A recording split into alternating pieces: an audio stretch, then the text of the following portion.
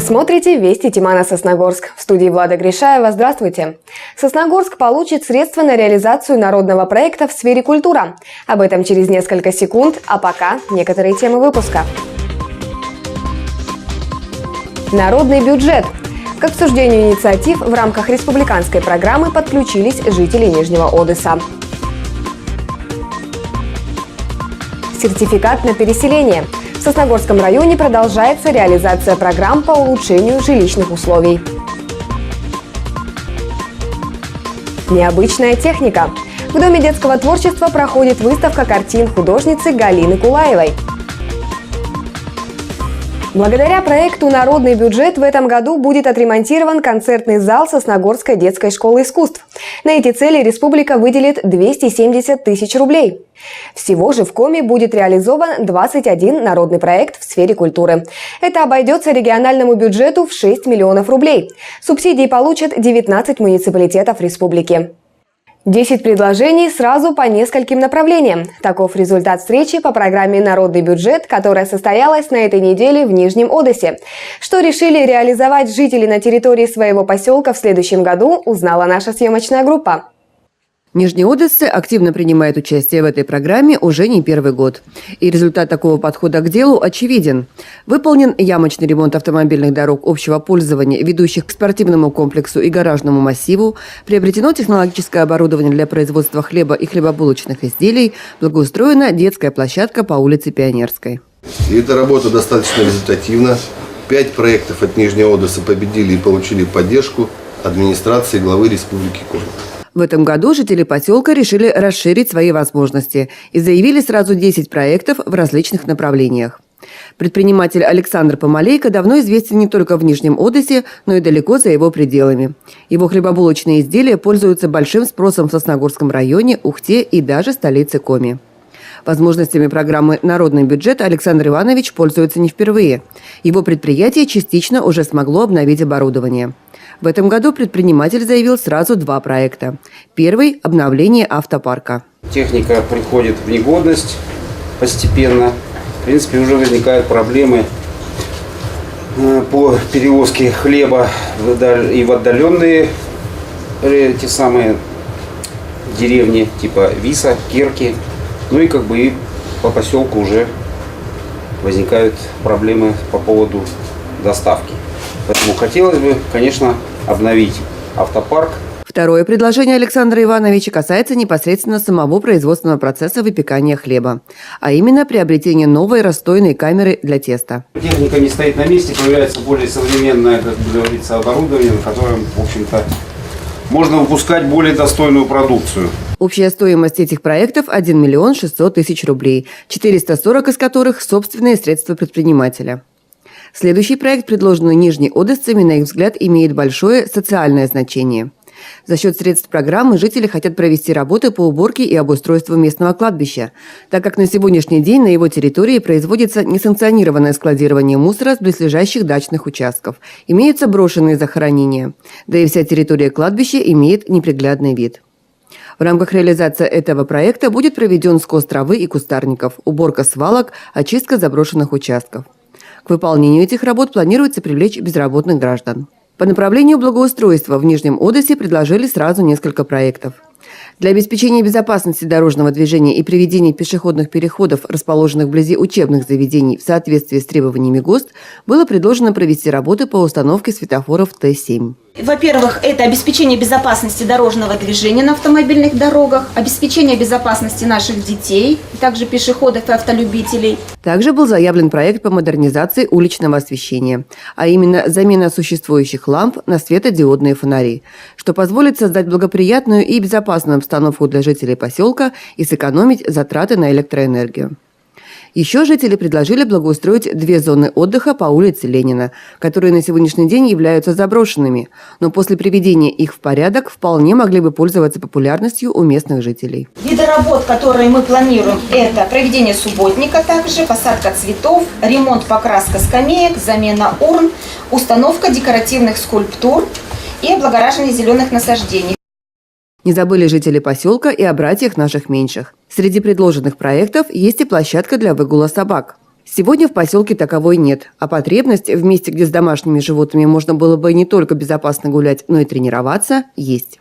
Еще 2 проектами нижнеодесцы предложили улучшить внешнее состояние и облик социальных объектов, привести в надлежащее состояние входную группу в Доме культуры поселка, а в Центре дополнительного образования детей частично отремонтировать кровлю. Все представленные проекты жители поселка поддержали практически единогласно. Из Нижнего Одесса Елена Двожак, Евгений Юрин, Вести Тимана, Сосногорск. В Сосногорском районе продолжается реализация программ по улучшению жилищных условий. На прошедшей неделе 3 жителя нашего района стали обладателями сертификатов для переселения из районов Крайнего Севера и приравненных к ним местностей. Подробнее в нашем материале. Глава района Сергей Дегтяренко лично вручил сертификаты будущим переселенцам и пожелал долгих лет жизни на новом месте. Мне очень приятно сегодня вручить вам сертификаты, эти жилищные сертификаты от Республики Коми на переселение из районов Крайнего Севера. И первый сертификат я вручаю Зыковой Татьяне Андреевне. Татьяна Андреевна, я вас поздравляю. Надеюсь, что на новом месте вам будет очень комфортно. Я тоже надеюсь, но оторваться от севера будет очень трудно. И Это, уехать конечно, от людей, которые окружали 40 лет тебя, причем замечательные люди.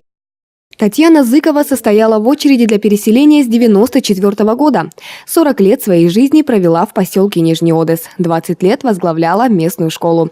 По словам женщины, переезжает она в Нижегородскую область поближе к внукам. Ну вот и трудовую деятельность заканчиваю, и уезжаю. И там чем планируете заниматься? Планирую отдыхать. А вот Василий Чекит провел всю свою жизнь в поселке Войвож.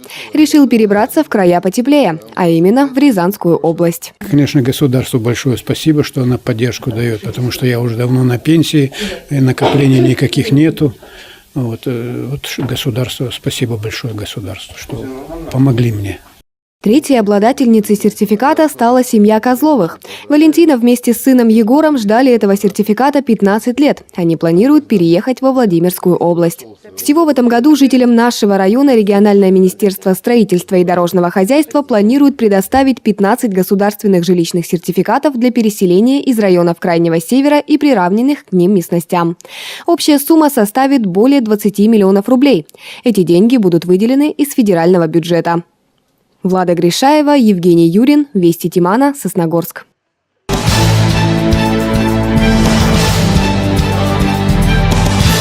В Сосногорском доме детского творчества проходит выставка художницы Галины Кулаевой. С нашим городом ее связывает многолетний стаж работы на одном из предприятий Северной железной дороги. Кстати, именно ветераны отрасли первыми оценили работы мастера. Андрей Калиничев продолжит. Сегодня Галина Кулаева – признанный мастер. Она – член Союза художников России и Международной федерации художников под эгидой ЮНЕСКО. Персональные выставки художницы проводятся в России и за рубежом. Теперь работы мастера получили возможность оценить и сосногорцы.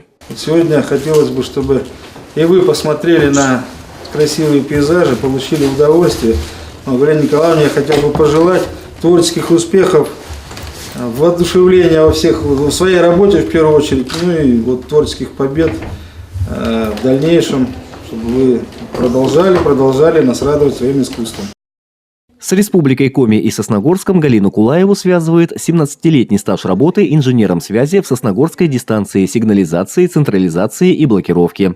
Она и сегодня поддерживает связь со своими коллегами и земляками. Это необычный талант картинами создавать на основе соломки.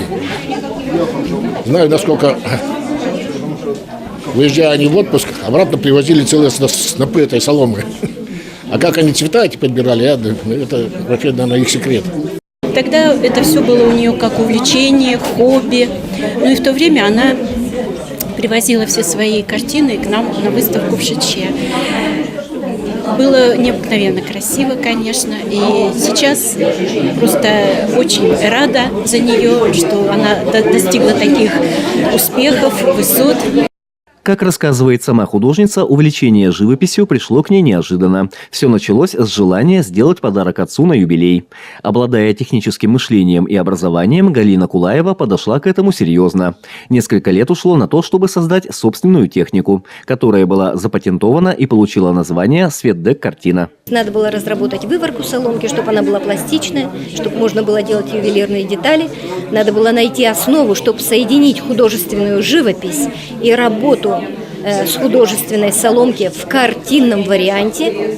То есть там 5 лет у меня были определенные исследования, но наши ребята распределились после института по институтам, они мне предоставляли различные лаборатории, я приезжала с образцами летом в отпуске, проверяла все это, прогоняла на вибрацию, давление, влажность, перепады температуры и прочее.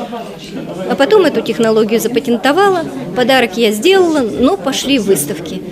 Работы Галины Кулаевой, в отличие от традиционной художественной соломки, не боятся времени, переездов и температурных перепадов. Ее полотна сотканы из красок и сотен мельчайших соломинок, придающих картине эффект объемного изображения.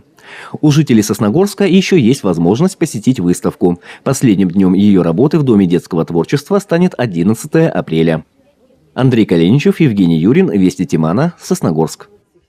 Уже в эту пятницу Сосногорская театральная студия «Пилигрим» представит жителям и гостям города комедию в 2 действиях по пьесе Игоря Муренко «Шутки в глухомане». На сегодняшний день труппа продолжает репетиции перед премьерой. В ролях известные в районе артисты Любовь Князева, Михаил Меркулов, Виктор Удалов, Наталья Корякина и многие другие. Режиссер-постановщик Наталья Тацкая. Премьера состоится 12 апреля в 17 часов в городском доме культуры «Горизонт». Билеты в кассе ГДК.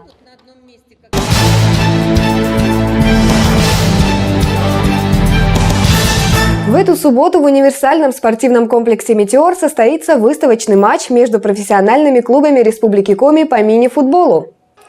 В Сосногорске встретятся представители российской мини-футбольной суперлиги, клубы «Ухта» и «Новая генерация».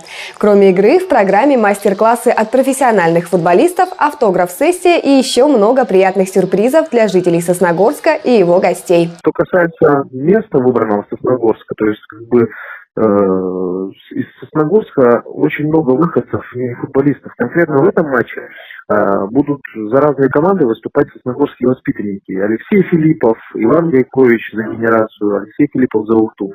И мы как раз таки хотели именно в Сосногорске это сделать, потому что тоже довольно мини-футбольный город, там любят мини-футбол и большое количество детей занимается. Вот, поэтому именно Сосногорск и выбрали для того, чтобы провести там. Как рассказали организаторы мероприятия, перед ними стоит задача привести большой мини-футбол в каждый уголок Коми. В прошлом году подобный матч проводился в Усть-Куломском районе республики. В регионах дети играют в футбол, следят за интернет-трансляциями, но так близко прикоснуться не могут, в принципе, вот к высокому уровню. То есть не все могут приехать посмотреть матч, не все могут там, потренироваться с футболистами. А тут мы даем им такую возможность, потому что, исходя из опыта первого такого мероприятия, очень довольны остались дети, руководители района, тренера, то есть все в восторге были, потому что дети прямо, как говорится, от счастья порхали. Вот. Для популяризации и развития мини-футбола в республике мы как раз и проводим такое мероприятие. Мастер-класс от профессиональных спортсменов начнется в 2 часа. Его проведут главный тренер клуба «Новая генерация» Вадим Яшин и главный тренер клуба «Ухта» Станислав Ларионов. А уже в 4 часа все любители мини-футбола смогут оценить мастерство представителей российской суперлиги, которые проведут товарищеский матч. В завершении выпуска о погоде. А в ближайшие дни она особо не поменяется. Будет прохладно, пройдет снег. В четверг и пятницу ночью около 0 градусов, днем 0 плюс 2. В утренние и вечерние часы синоптики обещают снег, а также облачную погоду. Это все, что мы успели рассказать вам сегодня. Новая информация уже в следующих выпусках нашей программы. Но я с вами прощаюсь. Всего доброго и до свидания.